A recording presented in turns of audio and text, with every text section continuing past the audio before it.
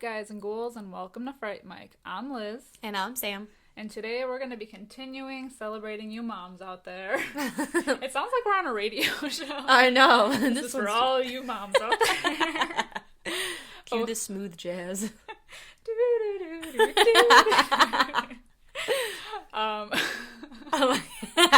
We're going to be continuing our month-long Mother May I theme, and we're going to be talking about 1968's Rosemary's Baby. Woo! And a movie called The Unborn, which came out in 1991. It was very interesting. It was.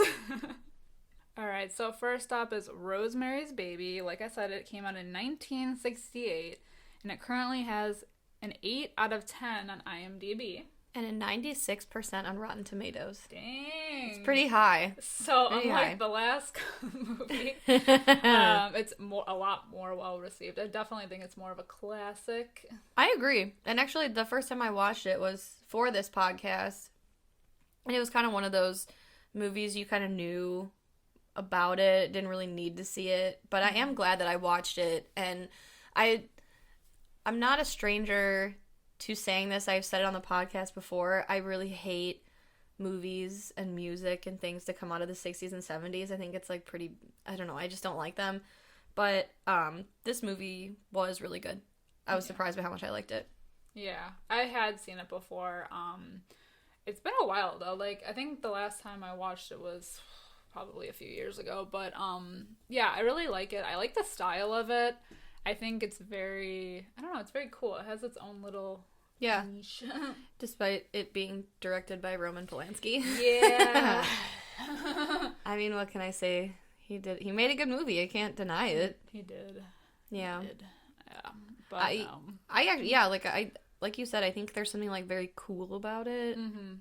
I don't know. It doesn't really feel like something, it doesn't feel like something that was made in that era. It feels like there was, like, it was the movie styled for that era. Yeah. And I really I really liked that, because most movies that come out, like I said, something about it I just don't like. I don't like the styling of it at all, but this one I really liked it. Yeah, I did too. Yeah, so, well, the movie, so it takes place in New York. And, we meet, like, Mia Farrow's character and her husband Guy. So she's Rosemary, and she's married to a guy who's like a struggling actor. Yeah, he's an aspiring actor. I guess that's like the nicest way to put it, because he's not having much luck with his like acting career. He's been in 2 plays and some commercials. Dude, she says that like 5 times. She says the names of the shit too every time, and I don't remember. It's but when everybody asks, because she always like introduces him as an actor, and everyone's like, well, what would I have seen him in? And she literally says it like 3 or 4 times in the movie. Jesus. But they're looking for a new apartment in New York. And I actually really liked the opening shots. Like, it's a movie about giving birth to Satan, but the opening is like this beautiful singing, and that was her singing. Yeah. And then like Farrow singing a lullaby. I just like the opening credits are pink, swirly, like, you know, writing. Like, the font is all beautiful, and you're like, oh, okay, I guess we'll see. Like, I don't know, it just doesn't match the movie, but I liked it. I think that's what makes it unique in its style, is like, it's such a dark movie with like a dark premise, but they make it, you know, it's during the daytime. Yeah. And all the colors are bright and airy, and it's like, yes, like sinister things are happening throughout it, but like with the like lighting and everything, I don't know, it just makes it like this happy, like almost like a soft way about how it's shot. Yeah, it like lends to all like the gaslighting effect of it. Is like, you know, you think like, is she really crazy, or is this shit actually happening? And it's pretty damn cool. Yeah. But yeah, they're hunting for real estate in New York, and he's a struggling actor, and she does nothing. And somehow she's a housewife. Yeah, and somehow they're buying real estate in Manhattan. But whatever. Maybe it was cheaper then, I don't know. Yeah. Maybe. It had to have been. Yeah. Compared to now, when you live in a closet and it's like $1 million. No kidding. But they do tour this pretty cool like apartment. They're like their realtor is taking them through, and it's like pretty huge. Yeah. For a New York apartment, but they do find this like mysterious door that has like a chest over it. Yeah. It's, like, covering the entrance of the door, and they're like, that's odd. Yeah, they can tell, like, the chest has been moved, and it's funny, because they move the door, like, they move the chest, open the door, and they're like, why would anyone want to hide, like, a vacuum and a bunch of towels? And the realtor's like, guess we'll never know. Yeah, because the previous owner passed away, so they don't know what's going on, but they buy it anyway. Yeah, they, despite everything going on, they buy it anyway. And, like, that night, they even talk to their current landlord, and he tells them, like, the history of the building, how it was called the Black Bramford, and, you know, there was the Trench sisters, and they cooked and ate people, supposedly their niece, and there were, like, witches and Satanists, and yada yada. And this guy, they mention him, Adrian Marcato? Marcato, yeah. And he was attacked in the lobby of the building, and whatever. So he's like, yeah, there's just, like, a really bad history there. Don't do it. Yeah. And the next scene is them saying fuck it, and they bought it. Yeah. So they did it. But we see him again later because his name is Hutch, and he's their, like you said, like, their current landlord. But also he kind of is friends with Rosemary, so they have, like, that friendship there. He's almost like a father-like figure to her. Yeah. But yeah, he does warn them that the place has this, like, troubled past, but they move in anyway, and they can hear their neighbors through the walls. Yeah. And then they decide, well, I guess they can hear their neighbors through the walls, so they decide to bang on their first night, and it is the most awkward sex scene I feel like I've ever seen. Like, It takes them an eternity to take their clothes off. There's no music. I don't know. It was weird. It was a little drawn out, but that's when they figure out that they can hear things through the wall. Yeah. Yeah. Really give their neighbors a show. Yeah, so then it kind of flashes to, I think, what was probably the next day, and Rosemary is kind of doing laundry in the basement, the creepy basement of the building, but she meets one of her fellow neighbors, this woman named Terry, who was a former addict, and she was talking about how she was kind of, like, rescued off the streets by this, like, elderly, eccentric couple who also share walls with Rosemary and Guy, so she basically just lives with them because they took her in. Yeah. So they kind of strike up this friendship, just, you know, so that she knows somebody else in the building. She tells him how, like, she has a brother in the Navy, but otherwise she doesn't have any other family. Yeah. So the couple that take her in, we learn that their name is Roman and Minnie Castevet. Mm-hmm. They're just this, like, eccentric couple. Very old eccentric couple. Yeah. But apparently we also learned that their apartment was originally, like, the front half of Rosemary and Guy's, and it's only separated by a partition. Oh, yeah, and that's why, like, the walls are so thin. Yeah, they can hear everything in the walls because they share the wall with them, and at one point their apartment was, like, connected to theirs. Yeah. And, like, yeah, so the partition is in the closet. That's boarded interesting. Up. Yeah. Gee, I wonder if that's going to come into play. Anyway, she's talking to, what's-her-face, Terry, in the basement. She says she has a brother in the Navy, and that the Castevets gave her this necklace that she's wearing. It's a charm, it's old, and it's smelly because there's something inside of it. Like an herb. Yes, and you don't know what it is yet, but it smells. And all is well. Rosemary's made a friend. But that friendship doesn't last long because after a night of them hearing, like, weird chanting through their walls, they, like, come back. I don't know. Did they go out for, like, dinner or something? Yeah, they went out and they, like, are walking back home, and there's, like, a police scene, a mob scene of people and police everywhere. Like, outside of their building. Yeah. And they walk up and they see Terry is dead. And she jumped. Yes, she has supposedly jumped from the window. They are asking questions. Rosemary says she knows her, kind of. The Castevets come up. They're like, what's going on here? And, you know, they see what's-her-face is dead. And the cop, like, asks, like, oh, does she have any, like, family, next of kin? And the Castevets are like, nope. And Rosemary's like, well, what about her brother in the Navy? And they were like, Right. We don't know about him. And I feel like that's kind of where it stops. Yeah. Well, it gives them the chance to meet them for the first time, like, face to face. True. Up to this point, they've only heard them through the walls. But now they're meeting their true neighbors. And, you know, like, Rosemary's first impression of them is that she's a little suspicious of them because of their, like, I guess their lack of knowledge about who they were actually housing. But also just them being odd in general. Yeah. Well, despite the, like, weird introduction to their neighbors, Mrs. Castevet, being the old nosy bitch that she is, she strolls up the next day, knocks on Rosemary's door, and invites them, her and Guy, over for dinner that night. And Rosemary's like, I'll ask my husband. Yeah. Which is, like, the perfect excuse, but then she's weird, and she's like, they invited us for dinner, and he's like, I don't want to go. They're old and nosy, and you know they're always going to come around. She's like, okay. And he's like, fine, we'll go. Yeah. What?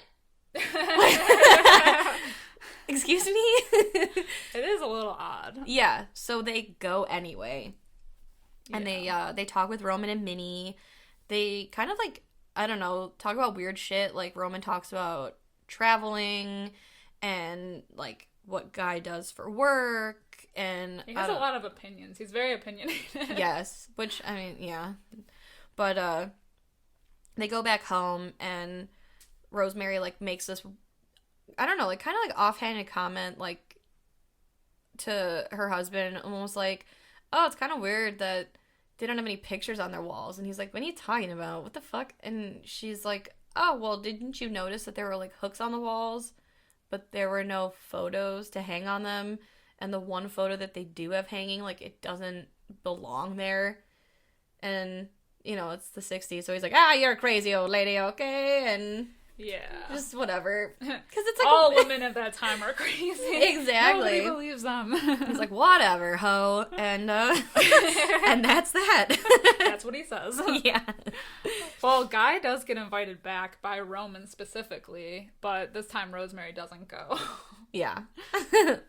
So she, I guess, like, his excuse to go back there was to hear more of Roman's crazy stories. Yeah, which, like, it's kind of funny because he didn't want to go over there anyway. Yeah. To begin with, but then tells Rosemary, like, yeah, we will go, and then he goes back. Yeah. And then, that, like, I don't know if it was the same time, but then Minnie shows up at Rosemary's door, and she just kind of barges in, and she brings a friend, and they just make themselves comfortable, and they're sewing. Weird. It's very weird and intrusive. Yeah, and the friend's name is, like, Laura something. Yeah. I don't know, it's fucking weird, but yeah, they start to knit, and then while they're knitting, just, you know, taking up space in Rosemary's apartment, Minnie's like, oh, by the way, I got you something, and Rosemary opens the box, and it's the necklace that Terry was wearing. Yeah, with the stinky root. Yes.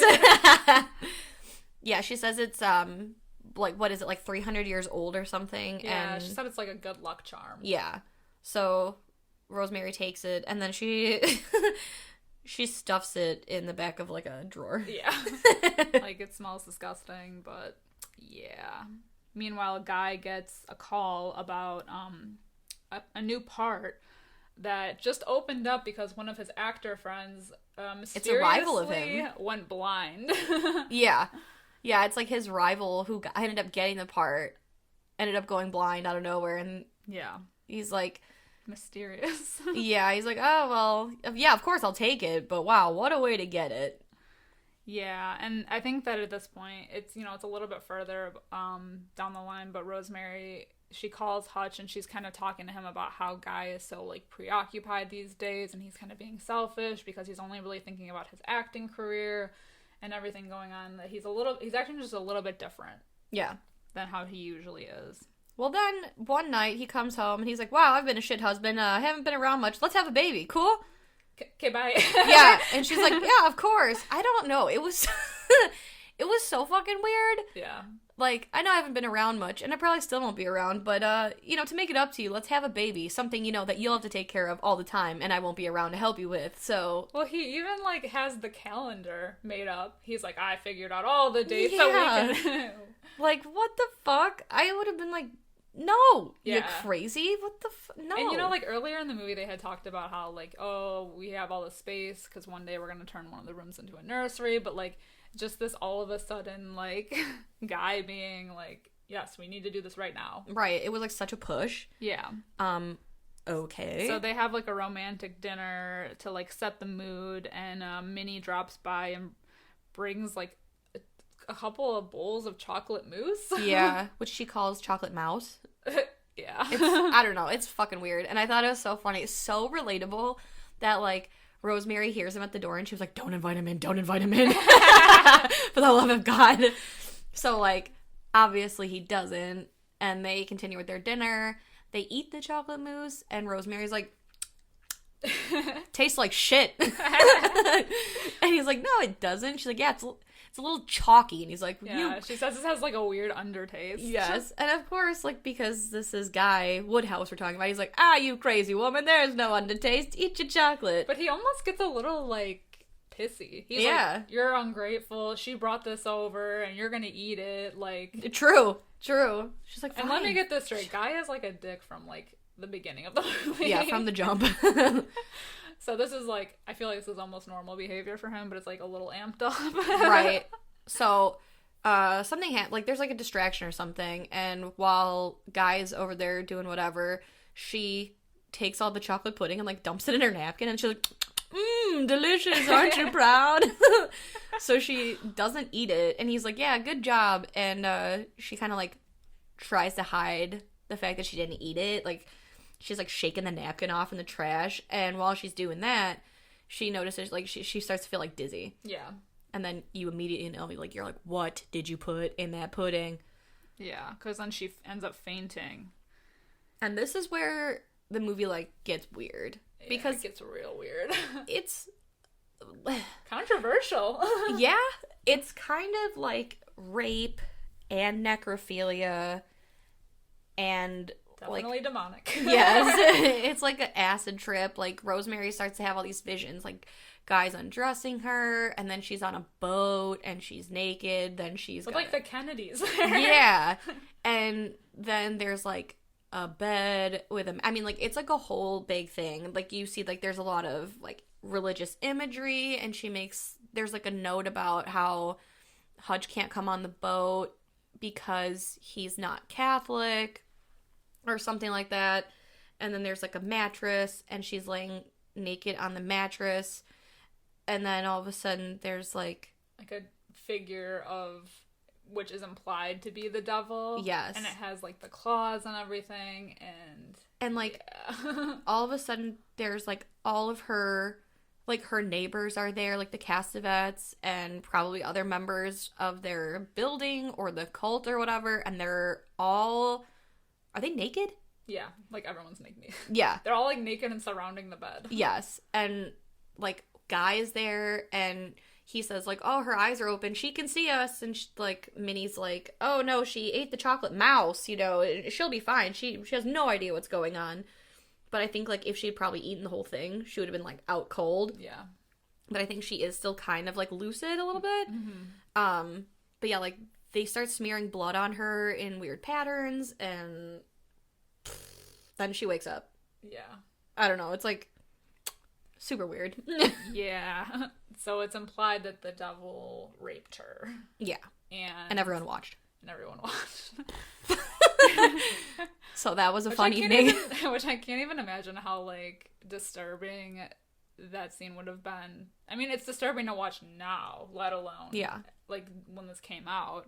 Well, especially, that's pretty controversial. yeah, definitely. I mean, watching it, like you said, watching it now, I was like, oh, wow. Okay. And then it's like even weird in the movie because she wakes up and she's got all these like scratches all over her body, and he's like, guess I was handsy a little bit, huh? And she's like, what are you talking about? And he's like, oh, well, you know, we talked about making a baby, so I made a baby with you. And she's like, I was asleep. You don't think that's weird? And he's like, why do you think that's weird? Yeah. Like, I don't know. He's like just so creepy in that scene because he's like, well, we still needed to. And she's like, well, we could have waited. And like when I wasn't asleep, and he was like, well, we did it anyway. And I'm like, right. Well, he did it anyway. Yeah, exactly. So like even she's like, that's fucking weird, dude. Yeah, and she even says, like, she had a dream where she was being raped, and he, like, doesn't say anything about it. Yeah. He's very, like, whatever about it. But then it's funny because the doctor calls Rosemary to tell her that she's pregnant, and her due date is sometime in June of the next year. And we look at the calendar, and we see the year is 1965, which puts her due date at June 1966, otherwise known as 666. Spooky. Ooh, the devil. Yeah, so her regular doctor is Dr. Hill, and he's the one that confirms it for her. Yes. But it's weird because, like, he keeps saying that he needs, like, blood samples and all these other, like, I don't know, he just he wants her blood. Yeah, like, she's like, I already gave you one. He's like, I need more. More. But she tells Guy the news, and he acts, like, really weird. He, like, insists on immediately telling the Castovits, which is, like, bizarre weird. Because, like, okay. Right. Like I said, in the beginning, he was like, old people, they'll get nosy. I don't want that. And now he's like, of course we have to tell them. Like, yeah, he just, I don't know. He has, like, you can see that he's developed this, like, weird relationship with them.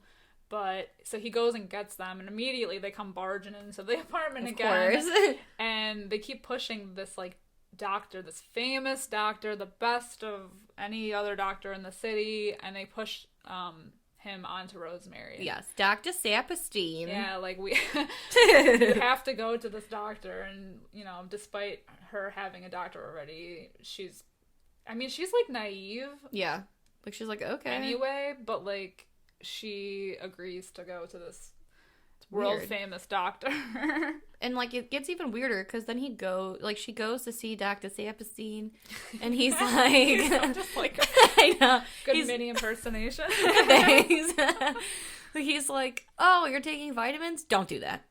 Yeah, he gives her really bizarre advice. He's like, don't take vitamins. Only drink Minnie's, like, special concoction of shit. It's like, what is it, like milk and, like, orange juice or something? Yeah, some kind of, I don't even know. It looks like a milkshake, but I don't know. It's gross. It looks like a milkshake made of, like, sour cream and chives. It, like, oh god, it's gross. But it's like, why wouldn't that be a red flag to you? Like, that the doctor is suggesting to go with only what the neighbor lady's making. Right. Know? And it's not like Minnie and Roman have any children. Yeah. So how would she know what a pregnant woman needs? But anyhow. So we see, like, kind of her progression of her pregnancy. She's getting, like, these horrible pains in her stomach. Despite going to Dr. Saperstein, he's saying, don't worry, it's all normal. And she's just, like, in all this pain. But she's seeing that, like, nobody is really, like, Guy and the Castovets, they don't really, like, acknowledge her pain. They're just like, oh, whatever, they're brushing it off, until one day she's at home, and then Hutch comes by, and he tells her, like, oh my god, you look horrible, like, you've lost weight, you look sickly, like, these pains aren't normal. And then he also comments, because right before this, she chops her hair off. Yeah. And, like, via Vidal Sassoon, and everyone hates it. So he comments about how he known. Guy tells her it was the worst decision she's ever made. I disagree. I think the worst decision she ever made was marrying him, but that's neither here nor there. But yeah, like you said, Hutch comes in, he's like, you look terrible. Also, your hair. Yeah. It also looks terrible. You're so mean to her. I know. She just wanted to fucking cut her hair. Jesus. Let her live her life. And Vidal Sassoon, like, he was very popular in the 60s and 70s and shit. Like, I think he's the one that came up with, like, the angular bob, or who cares? I don't know. An iconic pixie cut. Yes. I only went to cosmetology school. I should know. But well, while Hutch is there talking to Rosemary, Roman comes over and he meets Hutch, but he's almost, like, immediately suspicious of Hutch. Yeah. Hutch questions Roman a lot, and I don't know, it's just, like, a very brief encounter, but it's just, like, a weird vibe. But then Roman, like, leaves. Well, then while they're talking, though, we notice, like, we get two very, like, important points. One, I don't know why it's important, but she points out that he has pierced ears. Yeah. And two, they talk about Tannis root. Yeah. I think. It's, like, the second time they mention it. Yeah, which is the root that's in the charm necklace. Yes, because Hutch mentions how, like, it smells. And she's like, oh, it's because she put the necklace back on for some reason. Yeah. She takes it out of the drawer. But anyway, yeah, so they talk about this Tannis root. So now Hutch is like, oh, Tannis root, I've never heard of it. Mm-hmm. And yeah, he goes to leave, notices his glove is gone. They're like, whatever. Yeah. He's like, that's strange. My glove is gone. Yeah. Which and they're like, important. oh, well, yeah, it's important, but we don't know why yet. But yeah, so they basically tell him, like, oh, yeah, we'll send it to you. Yeah. And then Roman is, like, very, what is the word? Like, there's, like, a looming sense of dread, because Roman's, like, he tells Hutch, he's like, I'm sure we'll meet again. Yeah. And in your head, you just hear, like, dun, dun, dun. Yeah, it's just weird. He's, like, suspicious of outsiders, like, having any kind of influence over Rosemary because they have this all so controlled right now that he wants them gone. Yes. It's basically, like, the feeling that you get when you're, like, watching. They want to keep Rosemary in her little Tannis root terrarium. Yeah, but Hutch does call later and says that he wants to meet Rosemary to talk,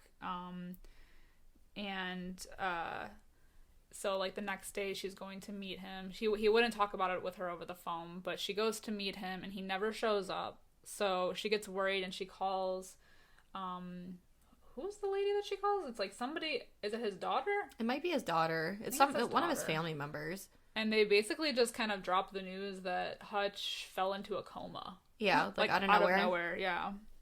So she starts to, like, feel really weird again, and then of course she runs into Minnie Castevet in front of the Time and Life building where she was supposed to meet Hutch, and she's like, oh wow, how crazy to meet you here. And I don't know, I think it's obviously she was keeping an eye on her, yeah, but also I don't know, like, really the only other significance of the scene is that you find out it's around Christmas time, yeah, so we see, like, the progression of time, yeah, because the next scene is, like, they're throwing a New Year's party. Yeah, well, she, like, I think she's starting to pick up on, like, this weird vibe of being controlled because, you know, she's concerned that nobody has the concern for her that she's not feeling well. Right, so and she's like, you know what, like, we need to have a party because we need to have our old friends, well, our young friends, right, come. She doesn't want the Castevets there at all. She doesn't want them there at all. So she insists on throwing a party with all of her young friends. Yes, so, like, while while she's, like, preparing for the party, Minnie comes by and drops off the shake and like, her vitamin smoothie, and Rosemary's like, oh, thanks, like, I'm busy, I'll drink it later. Yeah. And, you know, Minnie's kind of like, oh, I'll wait around for you, you know, like, I'll take my cup, you don't need to take the extra trip. And Rosemary's like, it's fine, just go. Like, she's just, like, very pushy about it. Yeah, so then Rosemary, like, once Minnie leaves, she dumps that shit down the sink. Yeah. And at this point, she's over it. Yeah. And while they're having the party, Rose kind of, like, Rosemary, excuse me, she, like, lets her friends know, her gal friends, as they're gossiping in the kitchen or something, that she's been in this horrible pain since November. And the doctor knows about it and keeps thinking, like, oh, it's fine. And they're like, you need to go back to Dr. Hill. Like, this is an evil doctor. Who would let a woman be in pain for that long? Blah, blah, blah. And so she decides she's going to go back to see Dr. Hill, right? Yeah. Well, she breaks down to them, too. Yeah. And it's weird because, like, even throughout the whole party, you kind of see that Guy is, like, looming over her. And he tries to get into the kitchen even when her friends are talking to her because he knows that they're going to be, like, he doesn't want these outside people coming in trying to change what's happening. Yeah. So he's just, like, trying to control everything, but they're like, no, you can get out of here, bye. Right. But yeah, she does decide to go back to Dr. Hill. He gets real mad about it, too. He's like, oh, this, Dr. Saperstein is the best, and I don't know why you'd want to go see another doctor. Blah, blah, blah, blah. He's, like, really on edge, and he's, like, all gung-ho for Dr. Saperstein. Like, he's being mind-controlled by that. But then it's, like, really weird, because out of nowhere, her pain goes away. Yeah. And, like, she's super happy about it, obviously. But I don't know, it's just, like, so weird. The timing. Yeah. Yeah, because suddenly, after their fight, there's no more pain. Like, she can feel the baby kicking, and it's just, like, this magical thing. So she's like, well, maybe it was just something that had to happen. And she even starts drinking Minnie's gross milkshake vitamin thing. Yeah. And they're, like, decorating the nursery. And then it was, like, time passes, and Rosemary gets a phone call and finds out Hutch died. after being in a coma for 3 months or something. Yeah. So she goes to the funeral and she talks, she meets Hutch's family, and she sees this woman who she talked to on the phone, and the woman gives Rosemary this book from Hutch, and it was his last thing that he wanted her to have. He wanted to make sure that, so he had briefly woken up from his coma before he died, and he was insistent that Rosemary get this book. And the woman makes a comment. She's like, oh, he wanted me to tell you that the title of the book is an anagram. That's all he said. So it's and I don't remember what the title of the book is. Something about witches or something. Yeah, but she kind of goes through the book, and there's a whole chapter on Adrian Marcato and his son, Stephen. Yes. And they also highlight, you just see a highlight fungus called the devil's pepper, which is referring to the tannis root. Yeah, so he's trying to leave her clues as to what's going on. So she was is basically just trying to figure out what the anagram is. So she uses Scrabble block things to figure it out. And after some time, she figures out that Roman Castevet is an anagram for Stephen Marcato. Yes. So we find out that Roman is in fact Adrian Marcato's son. Yes. So the book title is not an anagram. It's the name of the character in the book. So now we know for certain that the Castevets are evil. Yes. And she tells Guy, and he just makes light of it. And up to this point, I'm just kind of how do you not know that he's an Anna? Right, how would you have no idea? Because that, he's been defending everything they do from day one, but she, and he's, even when she's in tears concerned, he's no, you're crazy. Right, because women are always crazy. So he laughs at her, like you said, and then she puts the book away, and then you find out later that he threw it away. Yeah. So he's even trying to bury the evidence that Hutch was working so hard to get to her. Yeah. And then there's kind of a moment where it almost feels like a breath of fresh air, because right after all this happens, she wants the Castevets to go away, and she gets her wish, because then all of a sudden Roman supposedly is dying, and they're going to spend his remaining years in Europe, so they fuck off. Yeah, they head out of town. But Rosemary does kind of feel guilty about her suspicions, with involving them. But she does toss the necklace that Minnie gave her. Yes. And she gets even research. more rich. Yeah. It's just weird how her mood fluctuates. She feels guilty because before they went out of town, she does kind of consult the, Dr. Saperstein, and he tells her well, he's dying, and so she feels guilty about their suspicions and that they're leaving and everything. But at the same time, she's still doing all this research with all of these witch books, and she reads a whole chapter about their they have the power to blind people, so she knows that they had a hand in the actor that went blind. She calls to confirm too, because she reads that covens use personal items of the people that they're targeting, so she calls Roman's rival and confirms with him over the phone oh, you didn't give him anything? And he's I mean, well, my necktie. And she's they that's traded it. eyes. Yeah, that's it. That does it. So she packs her shit up, and she I don't even know. She pulls money out of a hiding spot. Yeah. And well, she goes pills. to see Dr. Saperstein. Yeah. And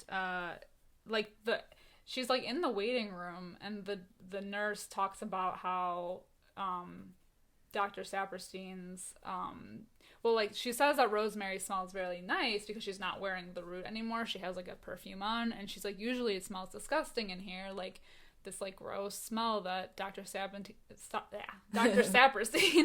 insists on having, and it's the tannis root. So she's oh god, he's in on it too. He's in on it too. So then she freaks out and she leaves the office, and she calls Dr. Hill from a payphone, and after some begging and pleading, he agrees to see her that night. And when she meets with him, she literally tells him everything, Guy was telling people that they were going to Hollywood, but that was a lie, and he sleeps in PJs now, and he never did that before, and she thinks he's trying to hide a mark because there's, like, always a mark on these people, because covens mark you, and, like, Hutch came over, and his glove went missing, and now he's dead, and, whatever, and he's like, wow, that's crazy, but I believe you. Stay here and I'll be right back. Yeah, so she takes a little nap in his office. Yeah. And wakes up, and we find out that Dr. Hill called Dr. Saperstein and Guy, and they take her away. Which is, like, how did they get to Dr. Hill? I know. Well, I don't know, man. I don't know how this all happened.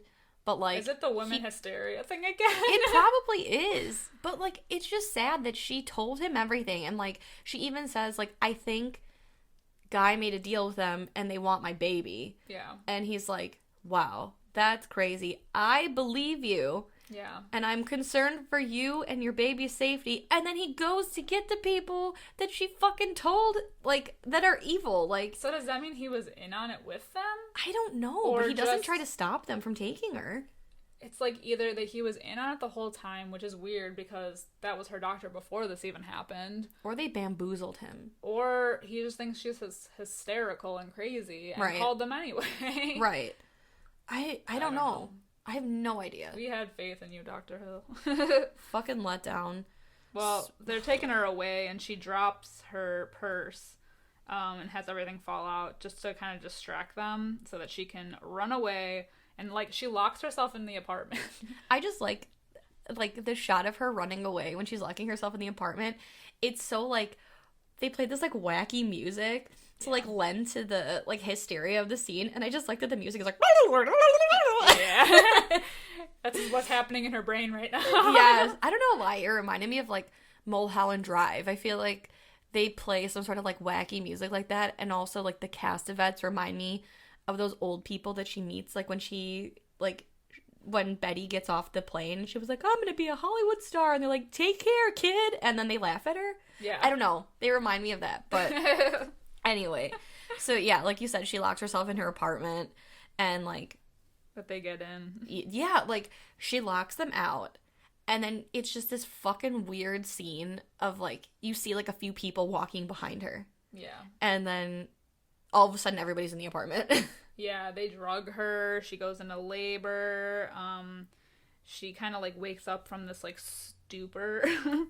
And Guy's sitting on the bed, and she's kind of just like, where's my baby? What did we have? And he says it was a boy. Well, at first he tells her it is a boy. Like, boy. Everything's fine. We had a boy. Then she goes to sleep and wakes up, and then Dr. Saperstein's like, oh, about your baby, there were complications. It died. Yeah. And she's like, well, Guy just told me that everything was good. Like, last time I checked, everything was hunky-dory. Yeah, but she doesn't believe them. So they drug her again. Yes, they just keep fucking drugging this poor woman. And she's already, like, 70 pounds. And, like... she can hear a baby crying through the wall. So she knows that there's, like, a baby, and they're collecting her breast milk, and she knows that they're doing it because she tests them and tries to put a spoon in it, and the Laura whatever lady that was knitting, she was like, whoa, don't do that. And she's like, well, how come? And the lady's like, it's just, like, messier that way, you know what I mean? Yeah. So, like, she fucking knows, man. And she has been hiding her pills that they've been giving her, so she gets out of bed and starts doing some, like, exploring. Yeah. And you find out that the closet that was blocked off by the previous tenant is a doorway into the Castevets, which is how they've been getting in. And it's just fucking bananas from there. Like, it's so weird. It's so weird. What a weird, I mean, totally off topic, but what a weird apartment. Yeah, super fucking weird. I don't know. I always had my suspicions about apartment buildings. Like, my mom lived in one after she divorced my dad. But I always thought it was evil. Like, she had a storage room in her apartment, and it reminded me a lot of the Creepshow skit where there's that werewolf in the box or whatever it is. And I always was so afraid of that building at night. Like, it just had a very different feel. So apartments are already kind of, like, creepy by nature. Yeah. But yeah, it's super weird. Yeah.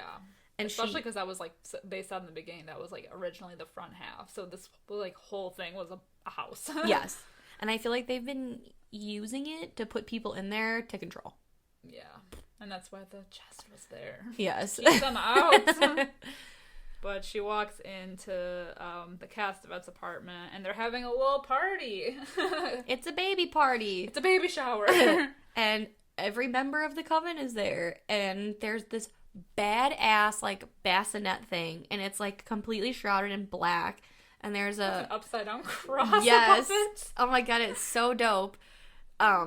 Definitely something that I would have for my own baby. Maybe without the upside-down cross, but Sans still. Cross. It's a pretty dope-looking bassinet. Yes. And she's like, I knew it. That's my baby. And they, like, I don't know if they, like, encourage her to go see it. They, like, let her go over. She, like, walks near the bassinet and kind of, like, peers in and, like, moves the blanket. And she has this, like, horrified look on her face. And she's like, oh my god, what have you done to its eyes? And they're like, oh, he's got his father's eyes. And she's like, that's not what guys' eyes look like. And then finally they're like, it's Satan's baby. You were raped by Satan and you had his baby and that's what this is. And they never show the baby, but they show, like, it's kind of like a his flash eyes. Image. Yeah. Yes. And it's like, I did want to laid see the baby, over. Though. Like, I know. We waited this long. Right? Give us the big reveal. The build up, and there was maybe that would have been too shocking. I mean, I guess they showed Satan raping a girl, right? But showing a demon baby is too much. Show us the baby. It's just kind of funny though, because then she's like hysterical. She's like, oh my god, yeah, and she's like just sitting there staring at the bassinet. And Roman just, like, approaches her and is like, you need to be a mother to this baby. Right. Like it's still your child. And then she's hysterical again, and then all the members of the coven are just like, hail Satan, hail Adrian, hail Satan. And the fat lady, oh my god, I'm such a bitch. That Laura lady, she's over by the crib, and she is just, like, fucking thrust rocking this, like, the bassinet.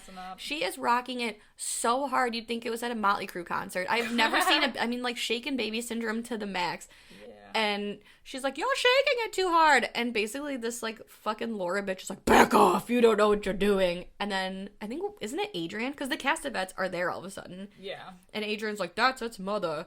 You let her rock that baby. Roman. What did I say? Adrian. Same thing. There's so many people. Yeah, Roman is basically, he sees what's going on, and he sees that, like, in her mind, like, her maternal instincts are, like, taking over. They're taking over her. So Rosemary kind of approaches the bassinet and rocks the baby to soothe it. So we get the indication that she's just gonna raise the Satan baby. Yeah. And then the movie ends with the same, like, singing as joyful the beginning. lullaby. Yeah, it's like la la la la la. I don't even know. Yeah, but yeah, that one, you know, whatever. I still wish we had seen the baby, but whatever. I'll let it go. So what would you rate this movie? For the time and how classic it is and how it still, like, is very, like, gaslighty even to this day, like, I still get frustrated. Yeah. I'm gonna give it a 4 out of 5. Nice. Okay, I agree with that. You know what? I'll give it a 4.5 out of 5 because I really liked it. But I am docking it half a star because we didn't see the baby. I know. See, that's the thing. That's what I always say about people. Like, oh, what do you think of Rosemary's Baby? I'm like, it's so good. It, like, the acting is great because you just really want to, like, ugh. I know. But, yeah. I need that baby. I know. I want to see the demon baby. I want to see the baby. I waited all this time. It's a 2+ hour movie. Show me the fucking product. Show me the demon baby. Right. Oh my god. No, but it's really good. Like I said, it's a movie that is old, but doesn't feel like it's old. Yeah. It feels like a current movie that's styling it to be old. Yeah. And I don't think anybody's ever tried to remake it. Better not. I don't think. I thought they tried to make, like, a TV show. Maybe I'm wrong. I don't know. I wouldn't watch it. No, I don't think so. It's just very, like, original. Yeah. And, yeah. Like, there are concepts like it. Yeah. But I think... definitely, which is where we're gonna be heading when we talk about our next movie. Oh, baby, if you same kind of direction, but definitely different. Yeah, I would say this next movie is it's so good that because it's not good at all. Like it's so bonkers. Bad, it's good. Yes, it's kind of like Chopping Mall, you know, like where you love it because it's so bad. Chopping Mall is great. No, actually, I take that back. It is nothing like Chopping Mall. There is no chopping. I mean, there wasn't even any chopping in Chopping Mall, but who cares? Semantics. Okay. Strap into your baby strollers for this next one, because I swear to God. Pull up your maternity pants. This movie is so effing wild. It's so good. The next movie we're going to be talking about is The Unborn. From 1991. And it currently has a staggering 4.4 out of 10 on IMDb. And it has a even more staggering 0 review on Rotten Tomatoes. Oh, so it was never on there? It was never on Rotten Tomatoes, but there's an audience score of 25%. Ooh. That's not good, people. Yeah. This movie also wasn't good, so. It's weird because I kind of have always known this movie was around, but I never saw it, and I think they did... It wasn't even like a remake. There was like a newer movie that came out in the 2000s that had like nothing to do with this movie as far as I know. I did see that. It's got Megan Fox lookalike Odette Eastman in it. Oh. Because I thought it was Megan Fox. Was it anything like this movie? No. Nothing. Nothing at all. But I did see, like, when we were talking about what to pair Rosemary's Baby with, about kind of like movies that have like a similar kind of theme, and this one was talked about a lot, so... Oh my God, I am so happy I watched this movie. I'll never watch it again, but I had like belly laughs in this movie. Like I laughed so hard that my abs hurt. It was so good. Yeah. So bad, but good. Yeah, the opening shot of the movie is it's like a fetus, and all I kept thinking of is like, because it shows like every part, we were doing like a world tour of the womb. Like, it was just so lengthy. Fetus coming at you. Yeah, like a 3D image of like this weird fetus, but and then we get we open on a couple that we never see again, and it's very random. Yes, like this woman is eating. Yes, this pregnant lady is eating raw meat, and then her husband comes out of nowhere, I think, and she just convulses and has like a chest burster from Alien come out of her womb. Cold open. Cold open. And that's raw it. Open. Fully dilated. Oh. It's just like the most random scene, but like it kind of, I guess it comes into play, I guess, later with what happens to like our other people in the movie. Yeah. You know, spoilers, it's but whatever. The cold open we never knew we needed and didn't need. We didn't. Well, we meet our couple, Brad and Virginia, who go to an infertility doctor. They're greeted by Lisa Kudrow and her very bad wig. It stole the show. This was 91, so this was like around the time of Friends. I mean, Friends starting? Maybe this was before Friends. I don't know. But I think it seemed like a role like that would be her very first role. Yes. Because she was like a very bubbly receptionist. And we only see her twice. We see her then, and then we see her like 30 seconds later when the marshals, Brad and Virginia, are talking to Dr. Meyerling, and they're discussing their problems having a baby. And then he's like, "Oh, I've got just the thing." And Lisa Kudrow comes out of nowhere, and she's like, "Brad, I need you to jizz in this cup immediately. Come with me." And everything's fine. Yes. I'm sorry. So, like, then while he's off, you know, doing his thing, you find out that, like, Virginia has tried to get pregnant for 4 years and has had 2 miscarriages, and Dr. Meyerling tells her about this, like, in vitro type process, and he's like, it's got a very high success rate. Yeah. And she even meets random Kathy Griffin in the waiting room, who has like nothing but nice things to say about how this doctor has like this huge success rate. He does like some weird testing, but like, yeah. But he's great. Yeah.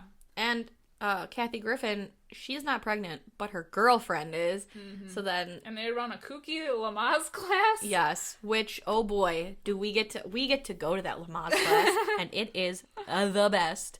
So, But Dr. Meyerling is positive that he can knock her up. Yes. So, like, we see Dr. Meyerling, and I don't know what he's doing at the doctor's office that late at night, but it looks like he's got, like a play school My First Science kit, and he's, like, studying sperm. Yeah. We just get a close-up of some sperms, and then... Some sperms. And then we go to a dinner party scene, because Brad works at a law firm. And he's got one of his law buddies, which is actually how they were referred to Dr. Meyerling. Yeah. And we meet this lawyer's wife, Ooh. who is, wow, what a... She's the definition of white privilege. She's like, what a bitch. So judgmental about everything. And they can't stop talking about Dr. Meyerling and his wonderful work and how they went to him. And I guess they had a son that had, like, issues. I don't know. And then they had a doctor. Well, they got Dr. Meyerling involved when they had their second kid. Mm-hmm. And they literally would not stop talking about this kid. She's a genius. She's like John Benet Ramsey with the brain of fucking Stephen Hawking. Like, this kid is amazing. And, yeah, they won't shut up about it. Yeah. And then, oh my God, there's a sex scene after this, because then, like, they're away, the dinner party's done. I was fucking living. So she's in this weird, like, long t-shirt with, like, some Looney Tune shit on it, I don't know, but then she still has her stockings on, and she's on a rocking chair, and they, like, are doing it on this rocking chair, and I literally was like, that's what I call a stocking stuffer. I loved it. I loved every second of it. He literally thrusted the baby into her. Ew. Why? My eyes. Because after that, then, like, she gets, like, surgery or whatever for this egg thing, and then you find out that she's preggo. Like, immediately. Like, immediately. Immediately pregnant. Like, it happens, and Boom, then... pregnant. Like, literally, I don't know, they don't make any indication of time passing, but it literally happens, and then she's waking up from surgery, and all of a sudden it's like, it worked, and we're like, but... There's, like, people with foam fingers giving, like, the thumbs up, like, you did it! Like, a whole audience. No, I'm kidding. Yeah, a whole audience. Yeah, it's weird. So her ego is preggo, and, yeah, it's great. And then we get, like, shots of Virginia walking down the street with, like, you know, her baby glow, and she comes across this woman, and she harasses her baby, and Virginia, for whatever reason, is dressed like fucking Blossom. I don't get it. It's a moment. It's a choice. And then we go to the Lamaze class. Yeah. Oh my God. She takes Kathy Griffin's advice about going to her Lamaze class. So she goes it's a very, like, holistic type, like, Lamaze, like, natural birth. It's very Midsummer adjacent. Very breathy? Yes. Very breath heavy. Yes. And they don't like to talk about men. They're, like, men haters. Yeah. Like, they get a goodie bag for going to the Lamaze class, and they're going through it. And inside the goodie bag are recipes, like placenta recipes, and also, like, a crystal dildo. And this lady's like a hipster Lamaze class. Yes. And they're like, what is this? And they're like, oh, it brings good energy in to the womb. And they're like, we don't need this. We'll have sex. And she's like, no, you don't want to do that because, you know, male dominance and whatever. You don't want to introduce that into the womb. Your own woman. Right. And there's a lady in there who's like, suck my dick. And, like, walks out. And they're like, woo. And she was never seen again. Right. She never came back. Surprise. Ugh. Yeah, but then, like, I don't know. Then there's, like, a shot of Virginia and she's, like, talking to Dr. Meyerling about her dark family history. Yeah, she used to be on antidepressants and is wondering if she needs to, like, consult him to refill her prescription. She has, like, a whole family thing of this, and he's just kind of like, well, like, he's, like, questioning her. Yeah. About her family history and everything. But then he, like, reassures her, like, oh, don't worry, nothing bad will happen. Like, that won't affect your baby because I'm a miracle doctor. Yeah. but she ends up taking like this like protein substance that it's gross. The doctor gave her. It's like it's chunky. Yeah. It's like she mixed protein powder. Like she put protein powder in water, but didn't mix it fully, and it's chunky. I don't know what's up with the vitamin milkshake Who things knows? that these women are taking, but she keeps taking it, and she goes to checkups and everything.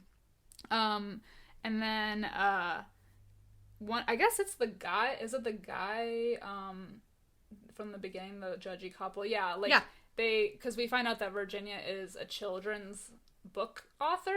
Yeah. And he hooks her up with like a spot on a TV show. Yeah, some talk show. Yeah. Some bitch. Yeah, and that comes later. Yeah, so they're kind of like doing a meeting of like what the show's gonna be like, and like what she's gonna be saying and everything, and how good it would be for her career, blah blah blah. And then it kind of like cuts to another scene of like the judgy couple from the beginning, the DeWitts. Yes, the DeWitts. They're coming home from whatever they were doing, and all of the lights in their house are out. And they're like wondering what's going on. They're calling out for their babysitter, and then they find her, and she's like super frantic. And the babysitter's like freaking out, and they bring the couple to the bathroom, and they see that their son has been electrocuted in their bathtub with a hairdryer. Yeah. And they're like, how could you let him do this? And she's like, it wasn't me, it was the girl, like the daughter. Yes, and then you see their miracle genius baby, and it looks like Warwick Davis, who played the leprechaun. It looks like they put Warwick Davis in like a John Bonet wig, and she's standing in the corner with like a Cabbage Patch outfit on, and she's like, like she's super proud of herself. Oh, her name's Alicia. That's what it was. Alicia? I was trying to remember what her name. Yeah, the little girl's name is Alicia. That name is not hot. I'm sorry. I just think the kid's ugly. But then after that, the funeral happens. Yes. The weird scene with Alicia walking up to Virginia and like touching her stomach in this like weird, creepy way. She strokes the belly, and like I said, she has this great, like she looks like Warwick Davis in a wig. Yeah, it's weird. Please Google it and tell me I'm wrong. Like it's great. Yeah, she gives like a creepy smile as she strokes the belly, and Virginia's like, ugh. Yeah. And she has some, like, bad dreams that night that she's, like, throwing up blood and, like, a hand comes out of the toilet. Oh, I don't remember that. like, lucid. I must have blocked that out of my memory. But, yeah, then after that, Virginia develops this, like, Freddy Krueger rash on her neck, and it's gross. It's Freddy Krueger. And she becomes super irritable, which I guess isn't that uncommon with pregnancy, but she's, like, very irritable. The rash is, like, spreading by the second. And the doctor keeps telling her, oh, yeah, it's normal. It's cool. It's fine. She gets very, like, aggressive when when Brad's trying to, like, canoodle with her. She's, like, biting him, like, scratching the shit out of him. She's an animal. Yeah, like, she's just very, like, hostile. She's so kinky with him that he eventually is like, ew, I don't want to do it anymore, and she gets pissed. Yeah. But, you know, the doctor says that everything that's happening is normal. Yep. As they do. As one does. Yeah, and he gives her, like, this weird tape that's, like, supposed to, like, calm her nerves or something. It's, like, some, like, I don't even know. It's, like, it sounds like, like, calming music or whatever. So he gives that to her to, like, calm Is that her what nerves. that is? Yeah. Okay, because I wrote down womb music. It sounds like we're in the inside of a womb. Yeah. I think that's what it is. I don't know. It's, is like, it? some weird tape with, like, funky noises to, like, calm the fetus and calm her down. Whatever it is, it sounds like you're listening from inside of a belly. Yeah. It's weird. It's like whale sounds. I don't know. But anyway, the lady from the Lamaze class, the one that was like, suck my dick, her name's Beth. She calls Virginia, and she's like, hey, you been back to that Lamaze class? No. Cool, me either. Do you have a rash on your neck? Yeah, me too. Don't see Dr. Meyerling. He's a quack. Let's meet tomorrow. Yeah. Don't know why she's these people... very concerned. Yes, like, it's like a serious thing, even though I'm taking it not seriously, but... Oh, and she tells her not to take any of the pills. Yes. Either. So, like, the next day... Or no, I don't even know if it's the next day. Well, Brad goes out of town, too, but she goes to see, what's the lady's name? Beth. Well, I think, like, because she gets a phone call. Somewhere somewhere in those 24 hours between when she calls What's-Her-Nuts and when she, like, is supposed to meet her, she gets, like, Beth gets a phone call from, because she's, like, telling, what's the main girl's name? I forgot. Virginia. Now. Virginia. She tells Virginia that she, got tests done by another doctor just to see, and so she gets a phone call with the results of her tests, and, like, we don't hear them, but, like, Beth's like, what? 51 chromosomes? What does that mean? And she freaks out, and she takes the world's biggest knife I've ever seen. Yeah. And she stabs herself in the belly. Yeah. And, like, passes out. It was pretty, like, disturbing. Yeah. Like, I don't know. She just knows this thing is not right and stabs her own stomach. Yeah. I guess, I don't even know what 51 chromosomes would mean for a baby. Weird. Yeah. Weird. So it's definitely some, like, weird test tube thing. Yeah. Concoction of a demon baby. Definitely. But, regardless, V doesn't know that anything... I call her V. Yeah, right. Virginia finds... she goes to meet Beth, and she finds all these, like, newspaper clippings on her desk of her, like... she was doing more research than the doctor, and she finds out that Dr. Meyerling does experiments with, like, genetic something or other. Yeah. Yeah, it's weird. And then she finds out that Beth is in a coma. Da da da. Just like poor Just Mr. like Old Hutch. Hutch. Yeah. Yeah, so then, like we were talking about earlier, Virginia is, like, upset. So she goes home and plays this tape of, like, womb sounds. Yeah. And, like, she is messing with the, like, levels on the stereo, and she hears this, like, underlying track of Dr. Meyling's voice almost saying, like, affirmations to the baby. Like, yeah. I don't even know what it is. Like, you're everything. No one will ever stop you. I don't know. It's right. really weird. You're the best. Keep growing. So then, she, like, freaks out, and she, like, goes nuts. She pets her cat to death. Yeah. Literally, she, like, pets it to death. Like, she, like, snaps its neck somehow. It doesn't... You don't, like, see it, per se, but, like, she just, like, looks down and there's, like, blood all over her hands. Yeah. And then she, like, goes nuts. Right. And she, like, can't... I don't know. Like, she can't deal with the fact that she killed her cats. And then she's like, oh, where's your mouse? And she literally tears her house... Apart. And I wrote she tosses her house like a salad. Like, she tears it apart. She finds a gun. And then... The next thing we know is, like, her mom comes in, and she's asleep in her mess. Staying with her. She's a rat. She's a filthy rat sleeping in her little nest. Yeah. And but the mom is like, what the hell happened? Yeah. So, like, they realize that she's supposed to be on that show. They arrive a very last minute to the talk show AM Live, hosted by a big ol' bitch. Yeah, she is not the nicest person. No. And she's like, here's how it's gonna go. See, we're gonna talk about your book, and only your book, and we're gonna do it for 5 minutes, and that's how it's gonna go. Yeah. So the host is like, oh, tell us about your book. And Virginia's kind of just, like, sitting there, like, all shook. Yeah, she's, like, uncooperative, unresponsive. Yeah. She's not, like, saying anything, and then all of a sudden she's just kind of like, I didn't come here to talk about my book. I came here to talk about what this doctor's doing, and they're trying to, like, mess with my baby, and this thing growing inside me is not my baby, and and she just, like, has a full-blown meltdown. Her stomach starts bleeding on TV. But it's, like, her meltdown is very, like, Bridesmaids, like, on the plane, where she's like, there's something they're not telling us! Exactly. It's, like, so crazy. Yeah, and then she starts bleeding out of her belly hole. Yeah. And the mom brings her to the hospital, and she stays overnight. And she's, like, walking around the hospital, and she finds Beth. Who is so moist. With what I can only describe. So she, like, uncovers her stomach, and I don't even know if there's words for this. I just put it's a weird... exposed pulsating womb. Yeah. I guess that's a good way to put it, because I don't even know what this thing is. It's like a clear stomach. Like if her belly was a waterbed. Yeah, like with it's like if her stomach had a glass window. Yes. Oh, it's weird. It's super weird. And it's still alive. Yes.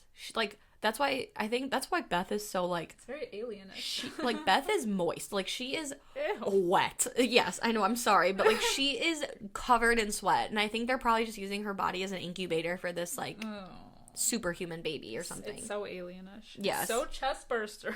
It is. So then Virginia, she like breaks out of the hospital and goes to a payphone and calls LifeWorks, which is the hippie Lamaze class.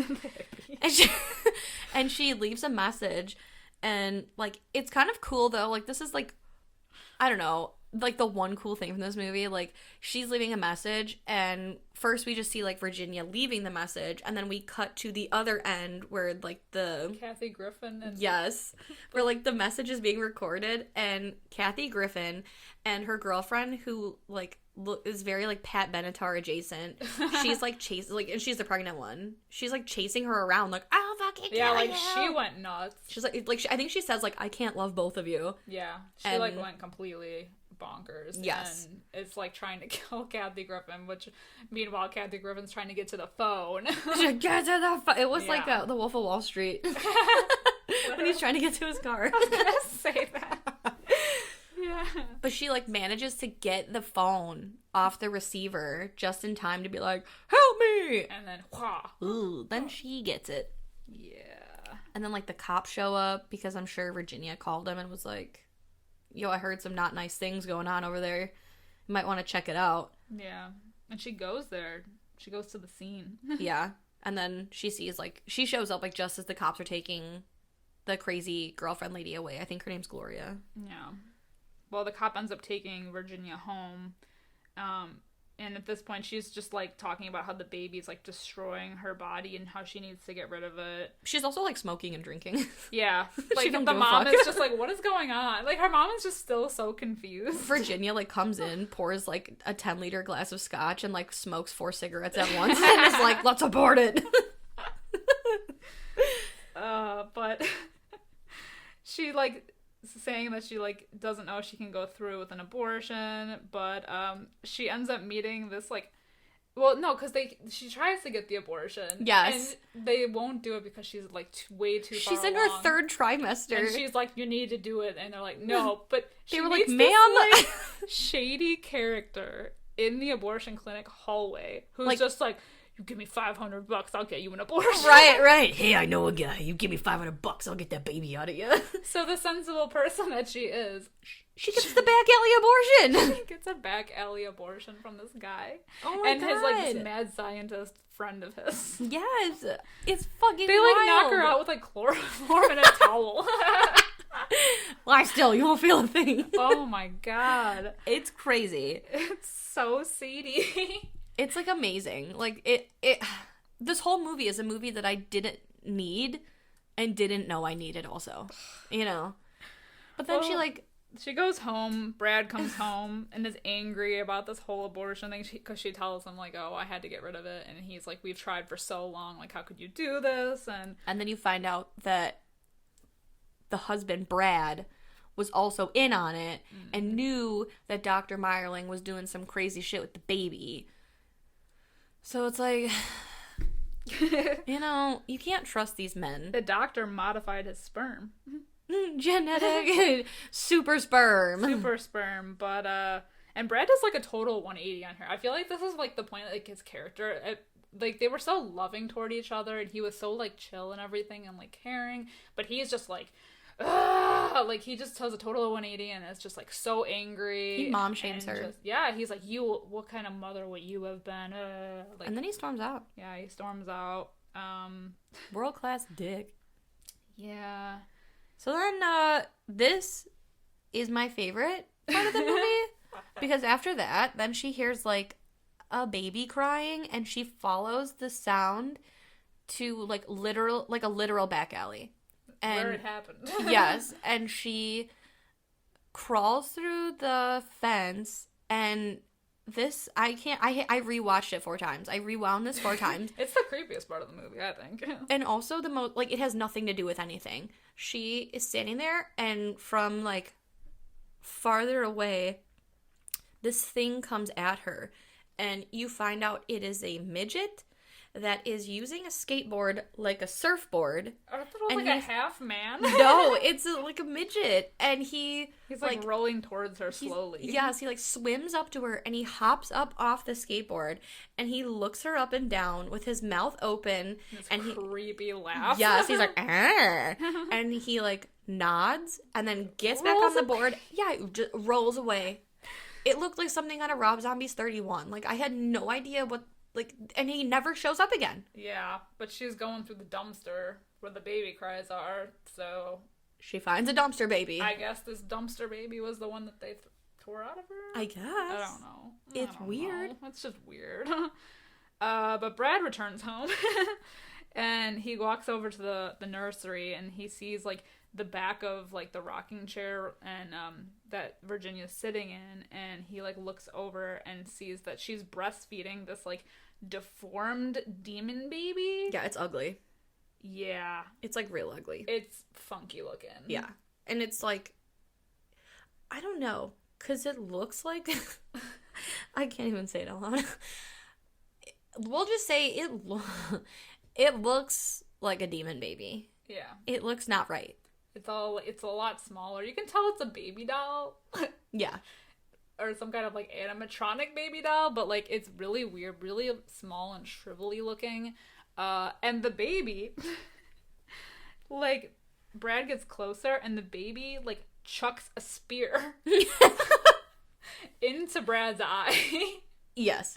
That actually happened. That's where this movie goes. Yeah. And it kills him.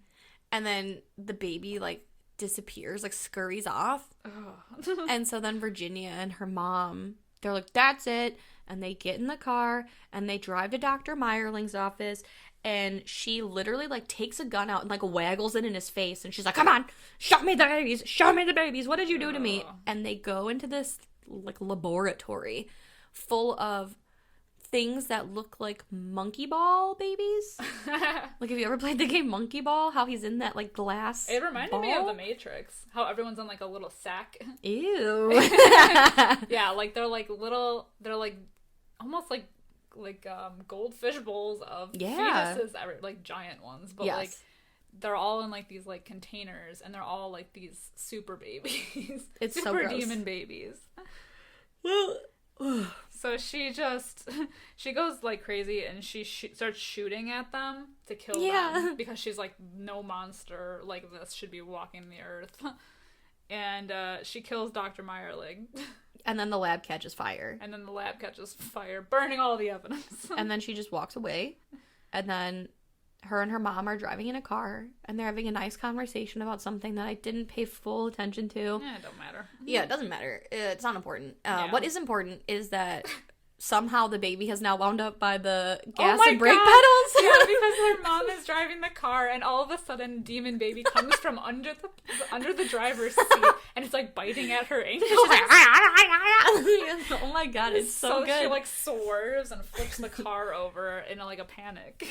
So, like, yes, this baby has caused this car accident, and, like, we can see the sun kind of, like, coming up at this point, and the mom is definitely dead. Virginia's, like, crawling out of the car. Yes, and she looks across the way, like, across the street, and sees, like, her demon baby on this rock with the sun rising behind it, and it was very, like, the Lion King Pride Rock vibes. It's, like, perching itself like a little mermaid. Yes. And she tries, I'm not even kidding you, she tries to sharpshoot this fucking baby from the ground and decides not to. Yeah, she's like, I can't do it. So she just decides to keep this baby in its normal, well, not normal form. in its current form. And she just comforts it, and she's like, it's okay now. End scene. End scene, roll credits, cut film. Wow, what a movie. Yeah, you know, this movie started out to be, like, kind of like, almost like a, like a normal, not normal, but like a Lifetime 90s movie. Yes. And it went some strange places. They made some choices. It's like, that first half is a Lifetime movie, the second half is like a sci-fi movie. Yes. I wish I could have been a fly on the wall when they pitched this movie. Like, okay, hear me out. It's like Alien but with Rosemary's pregnant Baby. people. Yes. It's the perfect description. Rosemary's Baby, an alien, had a baby. Right. Do you like science fiction? Do you like Rosemary's Baby? Well, how about a super movie? With a Matrix seasoning. Yes. What the actual fuck? This movie was great. I'm interested to know what you rated this movie. Oh, I gave it a 0.5 star. Oh my god, really? I'll change it. I will give it 1 star. I was gonna say, I gave it at least 1 because it was entertaining as hell. Especially towards the end. Yes. Oh my god. I will never watch this movie again, and I am also equally so happy I watched this movie. I needed it in my life. I thought about giving it 2 stars because of the fact that it was so entertaining. Yes. Oh my god, but... It was a magical time. Highly recommend it. If you're in the mood to watch something that's completely batshit crazy. You know what this movie is perfect for? This movie is like a perfect joke recommendation, but you have to be super serious about it. Like, tell your friend, like, oh my god, dude, I just watched the best movie ever. Like, it's hidden gem to the max. It's got everything you're looking for. It's like Rosemary's Baby meets like Alien, dude. It's so dope. Like, I mean, like, really hype it up and like really act like it was such a great movie. And then when they come at you, they're like, dude, what the fuck? That was horrible. You'd be like, what are you talking about? This was so good. Like, I mean, I'm serious. You have to, like, stick with it. It's, like, the best joke movie ever. What a gag. Watch it with friends. Put it on at a party. Yeah.